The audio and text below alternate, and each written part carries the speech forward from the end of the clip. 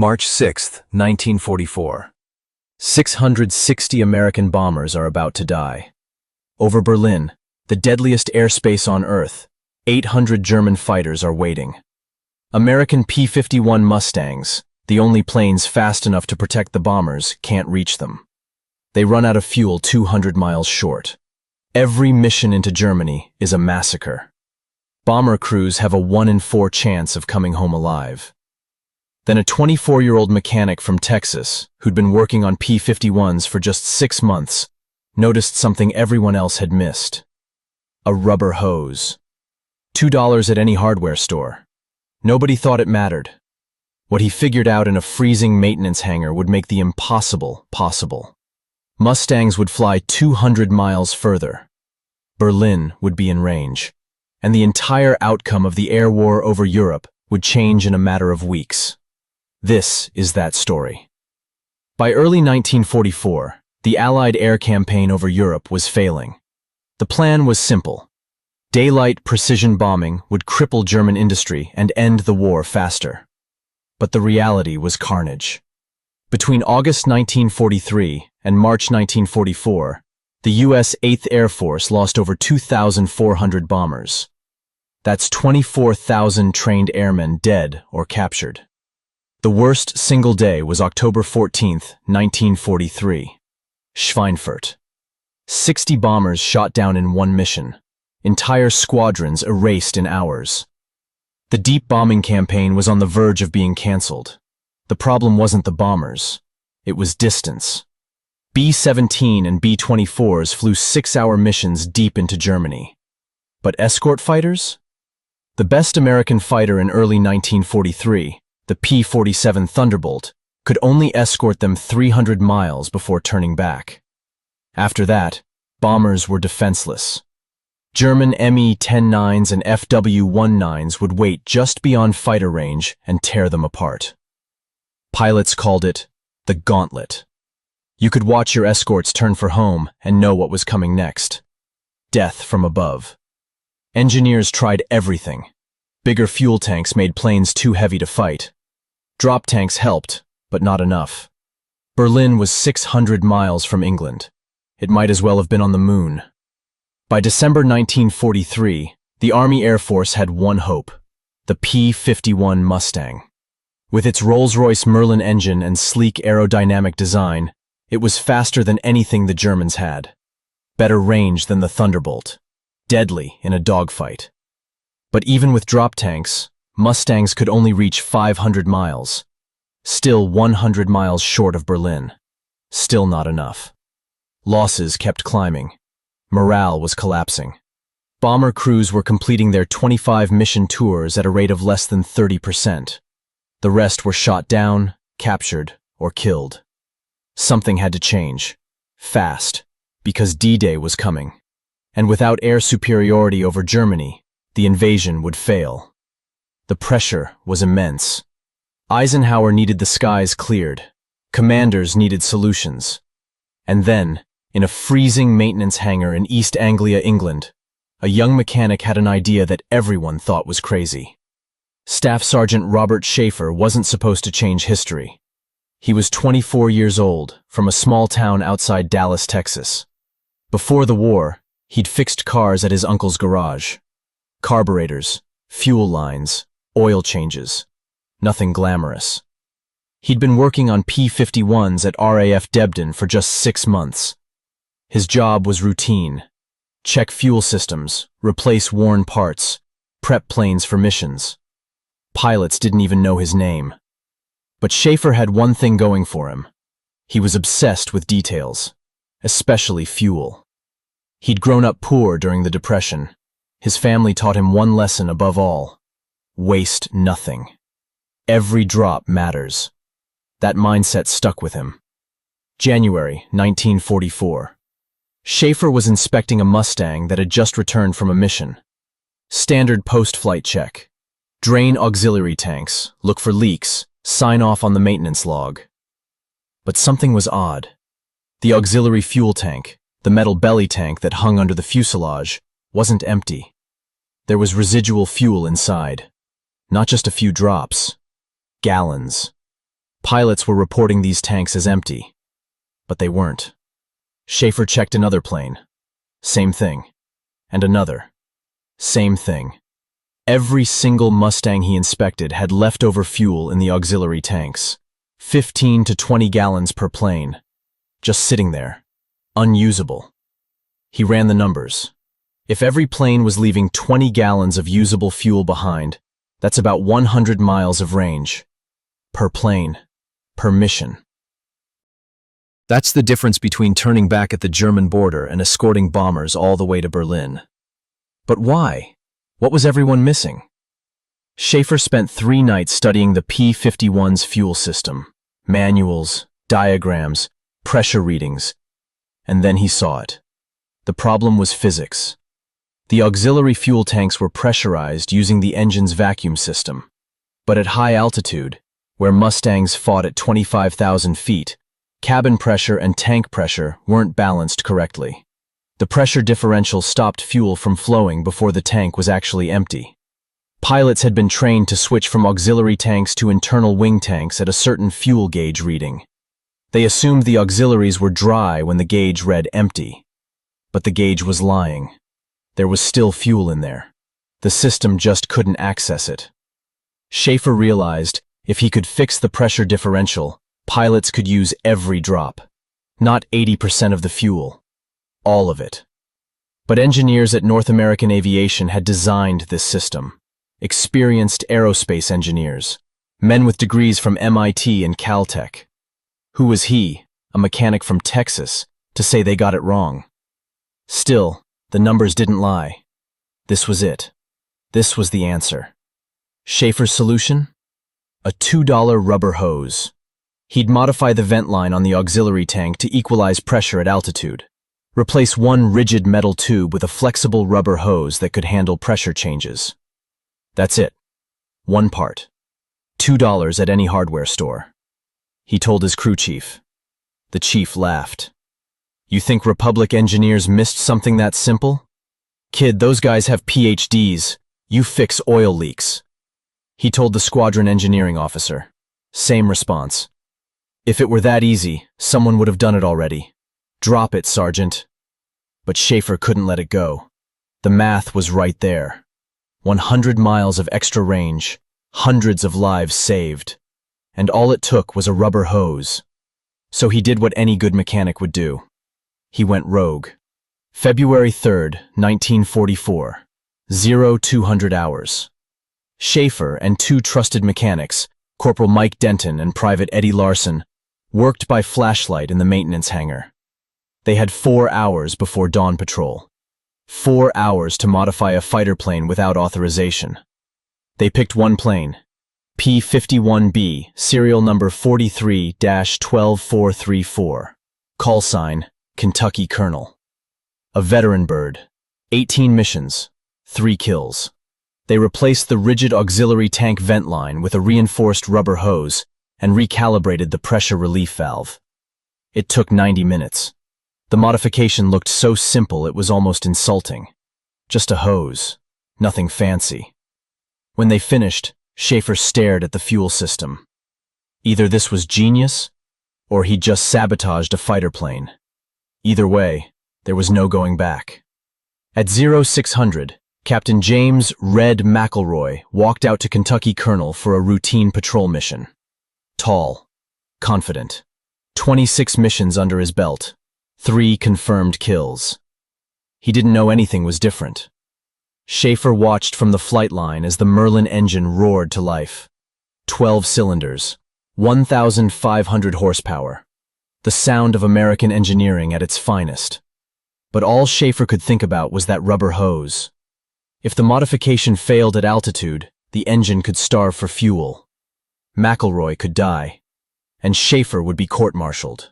As Kentucky Colonel lifted off into the gray English dawn, Shafer whispered a prayer.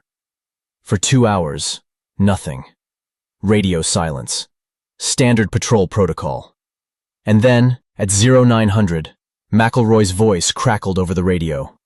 Ground, this is Kentucky Colonel. Position 53 degrees north, 8 degrees east. 400 miles out. Still escorting the heavies. The radio operator didn't react, but Shafer's heart stopped. 400 miles. McElroy was 400 miles from base. That was deeper than any Mustang had ever escorted bombers. His auxiliary tanks should have been bone dry 50 miles ago. He should be on internal tanks, calculating his turnback point. But he wasn't turning back. Ground, I don't know what you guys did to my bird, but I've got fuel I shouldn't have. Auxiliary tanks still reading 15 gallons. I'm staying with the bombers. Shafer grabbed the radio mic. His hands were shaking. Kentucky Colonel, confirm fuel reading. Confirmed. I should be on fumes by now, but I'm still pulling from auxiliary. Whatever you changed, don't change it back. It worked. The rubber hose worked. McElroy escorted bombers all the way to Hanover, 120 miles further than any previous mission. He had enough fuel left to engage 2 Me-10-9s on the return flight. Shot one down, damaged the other, landed with 40 gallons still in his tanks. When Kentucky Colonel touched down 3 hours later, Shafer met him on the tarmac. McElroy climbed out of the cockpit, pulled off his helmet, and grinned. Sergeant, I don't know what you did, but that's the most fuel I've ever had on a deep mission. How? Rubber hose, sir. $2. McElroy laughed. You're kidding. No, sir. Well, I want it on every plane I fly. Shafer had just changed the war. But his problems were just beginning. Within 24 hours, word spread through the squadron. Pilots were asking, "What did you do to McElroy's plane? I want it too." Shafer explained the rubber hose modification, the pressure equalization, the extra 100 miles of range. Some pilots wanted it immediately, but the squadron engineering officer found out, and he was furious. Sergeant Shafer, you made an unauthorized modification to a combat aircraft. That's a court-martial offense. You could have killed McElroy. You're lucky you didn't. This ends now. Shafer was ordered to stop. No more modifications. No more rubber hoses. McElroy's plane would be inspected and returned to standard configuration. But McElroy wasn't having it. He went straight to the group commander, Colonel Don Blakesley, a living legend. 15 confirmed kills. Fearless. Respected by every pilot in the 8th Air Force. McElroy laid out the facts. The extra range, the leftover fuel, the simple fix, the math. Blakesley listened. He looked at the data. Fuel consumption rates, range calculations, mission logs. Then he turned to the engineering officer. How many planes can we modify in 48 hours? Sir, this isn't approved by... I didn't ask if it was approved. I asked how many planes. The engineering officer hesitated. All of them, sir. If we work in shifts. Blakesley nodded. Then do it. Every P-51 in this group gets the modification. Immediately. And just like that, everything changed. Within 1 week, every Mustang in the 4th Fighter Group had Shafer's modification. Within 2 weeks, every P-51 unit in the 8th Air Force received technical bulletins describing the rubber hose upgrade. Mechanics across England were installing them. Some used actual rubber hoses. Others improvised with whatever flexible tubing they could find. By March 1944, over 600 Mustangs had extended range capability. Pilots started calling it Shafer's hose. Engineers at North American Aviation, the company that built the P-51, were embarrassed. A mechanic in a field hangar had solved a problem their entire design team missed. But they didn't fight it. They couldn't argue with results. They standardized it.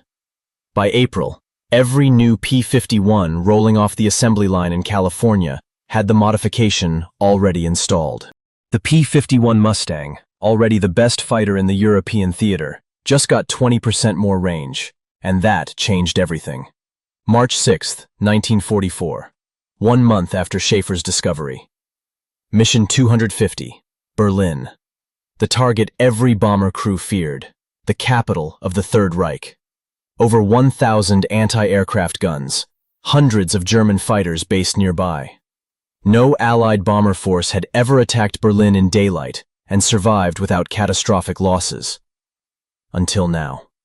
over 600 B-17 bombers assembled over England. 800 P-51 Mustangs would escort them, all with extended range.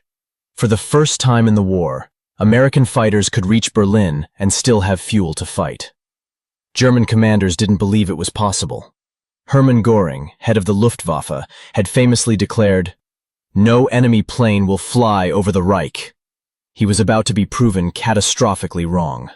At 0800, the largest bomber formation in history crossed the English Channel. By 1000 hours, they were over Germany. By 1100, they were over Berlin. And the Mustangs were still there. German fighters swarmed. Over 400 Luftwaffe planes scrambled to intercept.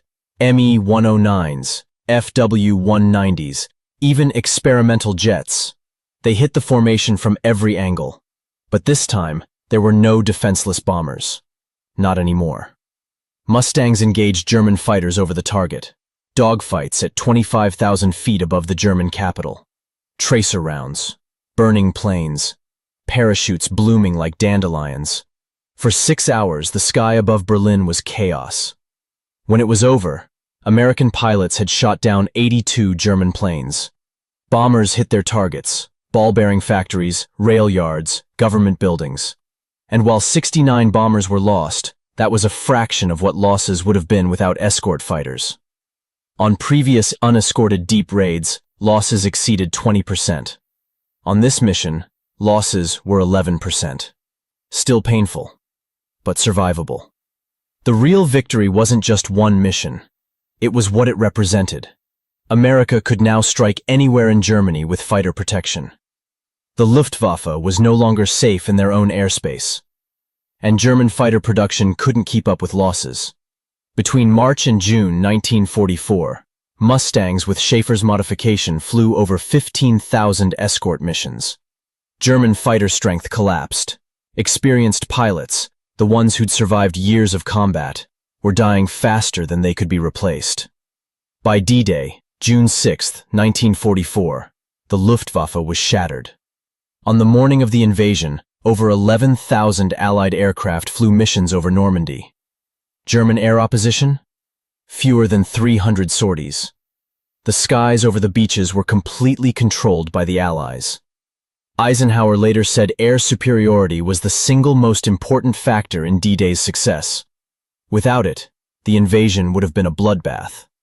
And that air superiority existed because Mustangs could finally go the distance. Because one mechanic looked at a fuel system and asked a simple question. Why are we wasting fuel? Shafer's rubber hose modification became standard on every P-51 variant for the rest of the war. Over 15,000 Mustangs were eventually built with this system. Post-war analysis estimated it extended cumulative fighter range by over 3 million miles and directly saved hundreds of bomber crews. But the lesson went far beyond World War II. Modern military aviation still emphasizes fuel efficiency and auxiliary tank optimization. Every fighter jet today, from the F-16 to the F-35, has pressure-equalized fuel systems designed to extract every possible drop from internal and external tanks. The principle Shafer discovered in 1944 is now fundamental to aerospace engineering. Sometimes the biggest breakthroughs aren't new inventions. They're noticing what's already there and asking why it doesn't work better. Robert Shafer was promoted to technical sergeant and received a commendation for his innovation. After the war, he returned to Texas and opened an aviation repair shop in Fort Worth. Small operation, 3 employees. He worked on private planes, crop dusters, and the occasional military contract. He never sought fame. When aviation historians interviewed him in the 1970s, he downplayed his contribution. "I just noticed something that didn't make sense. Fixed it. That's what mechanics do." Most history books don't mention his name. The Battle of Berlin gets pages. The Mustang gets chapters. But Shafer? A footnote, if anything. He died in 1986, largely unknown outside aviation circles. But at the National Museum of the U.S. Air Force in Dayton, Ohio, there's a P-51 Mustang on display. Polished aluminum. Invasion stripes. Beautiful. Next to it, There's a small exhibit case. Inside, a rubber hose. $2 at any hardware store. The placard reads, Extended Range Modification by Staff Sergeant Robert Shafer, 1944. This simple change altered the course of the air war over Europe. For a mechanic who just wanted to stop wasting fuel, that's legacy enough. Shafer's story proves something essential. You don't need a PhD to change history. You just need to pay attention, to ask questions, to trust your instincts even when experts dismiss you. That $2 rubber hose, something you could buy at any hardware store in 1944, altered the outcome of World War II. Not because it was high-tech, not because it was complicated, but because someone cared enough to solve a problem everyone else had accepted. Innovation isn't always invention. Sometimes, it's just refusing to waste what you already have. If you enjoyed this story, there are dozens more like it. Unsung heroes whose small ideas changed everything. What other World War II innovations should I cover next? Let me know in the comments. And if you want to support this channel and hear more stories like this, hit that subscribe button. Thanks for watching.